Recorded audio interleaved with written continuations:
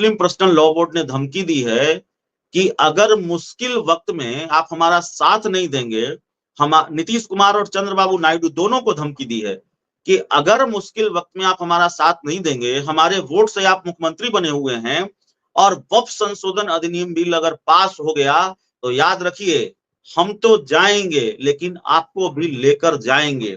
ये बहुत हल्की चेतावनी नहीं है, या नीतीश कुमार और चंद्रबाबू नायडू जैसा माहिर राजनेता इस धमकी को बहुत जी हल्के में लेगा, मुझे ये लगता नहीं है। मेरी समझ ये कहने की इजाजत नहीं देती कि नीतीश और नायडू इसको बहुत हल्के में लेंगे। देखिए चंद्रबाबू नायडू के प्रदेश में चुनाव हो चुका, बिहार में विधानसभा के चुनाव है प्रगति जी, और बिहार में विधानसभा चुनाव से पहले लगातार मुस्लिम संगठनों की धमकी मिल रही है, चेतावनी मिल रही है। आपको याद होगा जो उलेमाए हिंद के मौलाना हैं, उन्होंने भी ये कहा था कि अगर वक्फ संशोधन अधिनियम बिल पास हो गया तो फिर इसके लिए नायडू और नीतीश जिम्मेवार होंगे। पार्टी के जेडीयू के अंदर जो मुस्लिम नेता हैं उनको लेकर भी बहुत आक्रोश है, बहुत नाराजगी है। और फिर जिस तरह का बयान बटेंगे तो कटेंगे, गिरिराज सिंह की हिंदू स्वाभिमान यात्रा, उसके बाद सांसद प्रदीप कुमार का बयान, तो ये सारी चीजें, ये सारे घटनाक्रम को अगर जोड़ेंगे, इन कड़ियों को जोड़ेंगे, क्या आपको लगता है कि नीतीश कुमार के लिए भारतीय जनता पार्टी के साथ बहुत दूर तक चल पाना संभव होगा? में भी उपचुनाव है और बिहार में भी इस वक्त सरगर्मियां इसलिए तेज है क्योंकि बिहार में उपचुनाव है 4 सीटों पर और पीएम मोदी का बिहार आगमन भी हो रहा है। कल पीएम मोदी का बिहार आगमन है और दरभंगा में एम्स का शिलान्यास करेंगे, तो इस पे भी कई सारे मायने निकाले जा रहे हैं कि उपचुनाव है और उपचुनाव के दिन ही आना पीएम मोदी का, इसके इर्द गिर्द घूम रहे हैं। क्यों नीतीश कुमार इतने नाराज हो गए कि उनको भाग के तुरंत आना पड़ रहा है बिहार।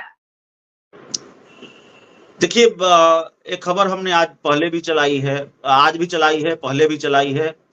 नीतीश कुमार बार बार अपने कार्यक्रमों में, किसी सभा में, चुनावी सभा में, या बार बार वो इस तरह के बयान दे रहे हैं कि 2 बार हमसे गलती हो गई, अब हम इधर उधर नहीं जाएंगे। समस्या ये है कि नीतीश कुमार अगर नहीं भी जाना चाहें, वैसे तो नीतीश कुमार के बयान पर सवाल उठते हैं, भाई आपने तो कहा था कि मर जाना पसंद करेंगे लेकिन बीजेपी के साथ नहीं जाएंगे, अभी कुछ महीने पहले ही आपने कहा था, फिर चले गए बीजेपी के साथ। भारतीय जनता पार्टी के बड़े बड़े नेता अमित शाह बिहार की सभाओं में, बिहार की अपनी रैलियों में कह रहे थे, नीतीश बाबू आपके लिए दरवाजा बंद है। दरवाजा तो कुछ ही घंटों में खुल गया। इससे पहले नीतीश कुमार ने कहा था कि मिट्टी में मिल जाना पसंद करेंगे लेकिन हम नहीं जाएंगे। किसी ने कह दिया, किसी ने कहा कि चवन्नी हूं, पलट जाऊंगा। ओम प्रकाश राजभर का बयान मुझे याद है, उन्होंने कहा था कि भगवान भी आकर कहेंगे तो बीजेपी वालों के साथ मैं नहीं जाऊंगा। उत्तर प्रदेश विधानसभा चुनाव के वक्त में था, उत्तर प्रदेश में था, ओम प्रकाश राजभर थे। कई बार हमारी बातचीत हुई थी और उन्होंने क्या क्या कहा था बीजेपी के बारे में मुझे सब याद है, सब कुछ ऑन द रिकॉर्ड है। तो कौन क्या कहता है इसके बहुत मायने नहीं है। अगर नीतीश कुमार की बात पर यकीन कर भी लें कि वो नहीं जाना चाहते, अब वो बीजेपी के साथ ही रहना चाहते हैं, तो भारतीय जनता पार्टी के साथ वो कितनी दूर तक रह पाएंगे। आज ही की खबर है, 4 PM पर चली है, 4 PM ने दिखाया है दर्शकों को, मुस्लिम पर्सनल लॉ बोर्ड ने धमकी दी है, बिल्कुल मैं धमकी शब्द का इस्तेमाल कर रहा हूं, मुस्लिम पर्सनल लॉ बोर्ड ने धमकी दी है कि अगर मुश्किल वक्त में आप हमारा साथ नहीं देंगे, हम नीतीश कुमार और चंद्रबाबू नायडू दोनों को धमकी दी है कि अगर मुश्किल वक्त में आप हमारा साथ नहीं देंगे, हमारे वोट से आप मुख्यमंत्री बने हुए हैं और वक्फ संशोधन अधिनियम बिल अगर पास हो गया तो याद रखिए हम तो जाएंगे लेकिन आपको भी लेकर जाएंगे। ये बहुत हल्की चेतावनी नहीं है, या नीतीश कुमार और चंद्रबाबू नायडू जैसा माहिर राजनेता इस धमकी को बहुत हल्के में लेगा, मुझे ये लगता नहीं है। मेरी समझ ये कहने की इजाजत नहीं देती कि नीतीश और नायडू इसको बहुत हल्के में लेंगे। देखिए चंद्रबाबू नायडू के प्रदेश में चुनाव हो चुका, बिहार में विधानसभा के चुनाव है प्रगति जी, और बिहार में विधानसभा चुनाव से पहले लगातार मुस्लिम संगठनों की धमकी मिल रही है, चेतावनी मिल रही है। आपको याद होगा जो उलेमाए हिंद के मौलाना हैं, उन्होंने भी ये कहा था कि अगर वक्फ संशोधन अधिनियम बिल पास हो गया तो फिर इसके लिए नायडू और नीतीश जिम्मेवार होंगे। पार्टी के जेडीयू के अंदर जो मुस्लिम नेता हैं, उनको लेकर भी बहुत आक्रोश है, बहुत नाराजगी है। और फिर जिस तरह का बयान बटेंगे तो कटेंगे, गिरिराज सिंह की हिंदू स्वाभिमान यात्रा, उसके बाद सांसद प्रदीप कुमार का बयान, तो ये सारी चीजें, ये सारे घटनाक्रम को अगर जोड़ेंगे, इन कड़ियों को जोड़ेंगे, क्या आपको लगता है कि नीतीश कुमार के लिए भारतीय जनता पार्टी के साथ बहुत दूर तक चल पाना संभव होगा? नहीं संभव होगा। नीतीश कुमार बहुत दूर तक चल पाएंगे बीजेपी के साथ, ये नहीं संभव है। नीतीश कुमार अगर राजनीति से संन्यास ले लेते हैं और उनके आसपास के जो लोग हैं वो पार्टी चलाएंगे तो बात दूसरी है, वो सरकार चलाएंगे बात दूसरी है, मैं नहीं जानता। लेकिन नीतीश कुमार अगर राजनीति में हैं, मुख्यमंत्री हैं, जेडीयू के राष्ट्रीय अध्यक्ष हैं, और ये हाल है एनडीए में, भारतीय जनता पार्टी हिंदू कार्ड खेल रही है, बटेंगे तो कटेंगे वाला बयान आ रहा है, मुसलमानों को लेकर गिरिराज सिंह और प्रदीप कुमार का बयान आ रहा है, सांसद का बयान आ रहा है, और फिर मुस्लिम संगठनों ने अलग से परेशानी बढ़ा रखी है नीतीश कुमार और चंद्रबाबू नायडू की, धमकी दे रही है कि भाई हम आपसे हिसाब चुकता कर लेंगे, और आगे विधानसभा का चुनाव है, तो जाहिर है देर सवेर नीतीश कुमार को फैसला लेना पड़ेगा और नीतीश कुमार फैसला लेंगे। तो बहुत दूर तक ये दोस्ती चलने वाली नहीं है। अब जिनको लगता हो कि बहुत दूर तक ये दोस्ती चलने वाली है, या जिनको लगता हो कि भाई नहीं नहीं नीतीश कुमार तो बीजेपी के साथ ही रहेंगे, तो मैं उनकी समझ पर कोई सवाल नहीं उठाना चाहता। हम अपनी समझ के आधार पर अपने दर्शकों से बातचीत करते हैं, अपने दर्शकों के सामने जानकारी परोसते हैं। जी प्रगति जी। क्योंकि अभिषेक जी, अगर हम देखें तो मुस्लिम फैक्टर जो इस वक्त बिहार में निकलकर सामने आ रहा है, तो अगर नीतीश कुमार भी उनको साधने की कोशिश कर रहे हैं, लेकिन बीजेपी की वजह से वो थोड़ा सा बैकफुट पर नजर आ रहे हैं। क्योंकि अगर हम बार बार देखें तो नीतीश कुमार बार बार मुस्लिमों के बीच यही गिनाते नजर आ रहे हैं कि हमारी सरकार ने आपके लिए क्या किया है। लेकिन अगर हम देखें तो वहीं बीजेपी के कुछ बयानों और कुछ नारों की वजह से बार बार नीतीश कुमार की मुश्किलें बढ़ रही हैं। लेकिन बिहार में केवल इस वक्त नीतीश कुमार ही नहीं है जो मुस्लिम वोटर्स को अपनी तरफ साधने की कोशिश कर रहे हैं, क्योंकि प्रशांत किशोर की भी अगर हम बात करें तो वो भी इस रेस में आगे हैं। और अगर हम बात करें आरजेडी की, तो आरजेडी भी बार बार प्रशांत किशोर और नीतीश कुमार को मुस्लिम वोटर्स की हितैषी नहीं बताकर खुद को हितैषी बता रही है। तो कहीं ना कहीं ये चीजें बाद में बिहार में जो आने वाले विधानसभा चुनाव है उसको भी अगर हम देखें तो उसमें भी मुश्किलें खड़ी कर सकती है नीतीश कुमार के लिए।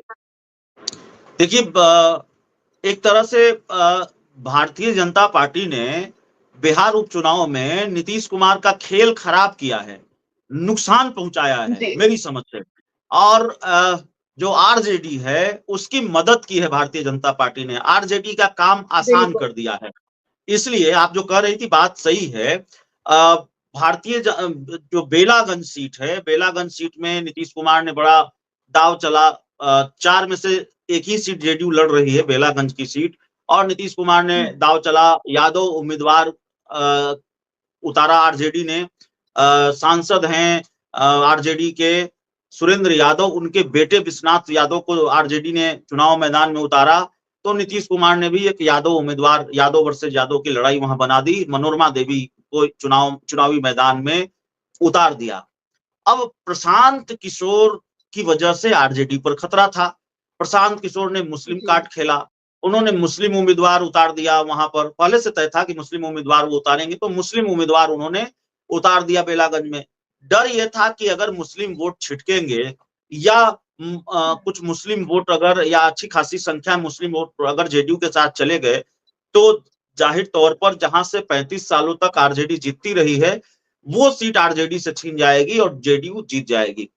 लेकिन इस बीच जो बीजेपी की हिंदू स्वाभिमान यात्रा, गिरिराज सिंह की हिंदू स्वाभिमान यात्रा, बटेंगे तो कटेंगे, और फिर मुसलमानों को लेकर कई बयान गिरिराज सिंह और बीजेपी के दूसरे नेताओं के आए, उसने एक तरह से जेडीयू को नुकसान पहुंचाया। नीतीश कुमार की जो सेकुलर छवि है, जाहिर है ये कहने में क्यों गुरेज होना चाहिए कि भारतीय जनता पार्टी के साथ अगर नीतीश कुमार हैं और बीजेपी इस तरह से हिंदू कार्ड खेलेगी, ऐसे बयान मुसलमानों को लेकर बीजेपी के नेता देंगे, तो नीतीश कुमार की सेकुलर छवि पर सवाल नहीं उठेंगे। जाहिर है सवाल उठेंगे, उनकी सेकुलर छवि को डेंट पहुंचेगा, तो इसका नुकसान और फिर चुनाव भी हो रहा है, आने वाला चुनाव नहीं है, आने वाला चुनाव तो 25 में है, विधानसभा का चुनाव हो रहा है। होते चुनाव के बीच, उपचुनाव के बीच इस तरह की बातें हो रही हों, तो जाहिर है चुनाव में उसका नुकसान होगा या नहीं होगा जेडीयू को।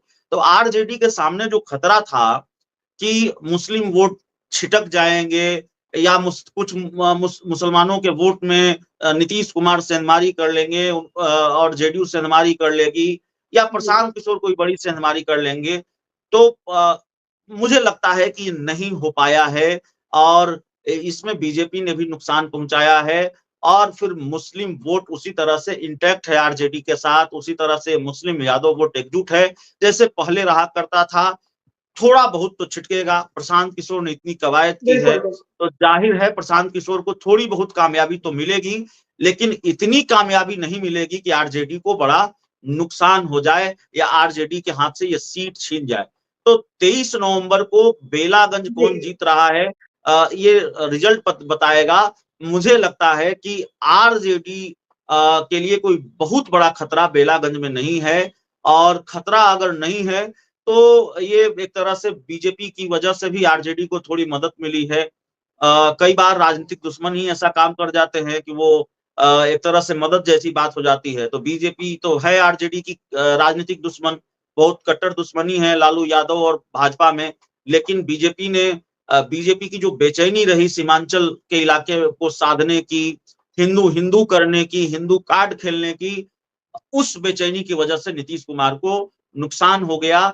और जो खेल बनता हुआ दिख रहा था जेडीयू के लिए, वो खेल बीजेपी ने ही खराब कर दिया और आरजेडी का बिगड़ता हुआ खेल बन गया।